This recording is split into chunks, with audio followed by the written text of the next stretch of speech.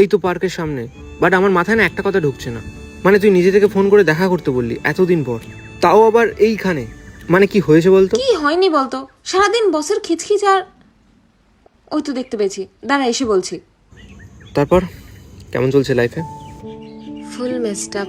মানে যে মেয়েটা আমার থেকে হঠাৎ করে ডিস্টেন্স মেনটেন করা শুরু করেছিল, একটা মেসেজ করলে 4 দিন পর রিপ্লাই দিত, সেই মেয়েটা হঠাৎ করে 2 বছর পর নিজে থেকে কল করে আমাকে বলছে দেখা করতে।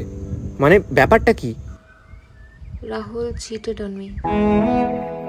অফিসে রিয়া, নাইট ক্লাবের অর্পিতা, আরো কত কি। লাইফটা পুরো হেল হয়ে গেছে। তোকে কেউ চিট করতে পারে? মানে তোর মতো মেয়েকে কেউ কষ্ট দিতে পারে? বিশ্বাসই হচ্ছে না। আমি একটা কনফিউশনে ছিলাম তখন, যে আমার কাকে চুজ করা উচিত ছিল, যাকে আমি ভালোবাসি নাকি যে মানুষটা আমাকে ভালোবাসে। আর সেই জন্য তুই আমাকে ইগনোর করে রাহুলকে বেছে নিয়েছিলিস। আচ্ছা, তোকে যদি চুজ করতে বলা হয় তাহলে তুই কাকে চুজ করবি? অবভিয়াসলি যে আমাকে ভালোবাসবে। Saikat, do you still love me?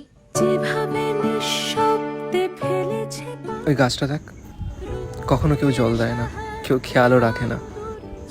শুরুতে গাছটা সবুজ ছিল, কিন্তু এখন শুকিয়ে গেছে। ভালোবাসাটাও ওরকম, রোজ একটু করে কেয়ার দরকার হয়, একটু কথা, একটু সময়। অযত্নে কি ভালোবাসা বাঁচে?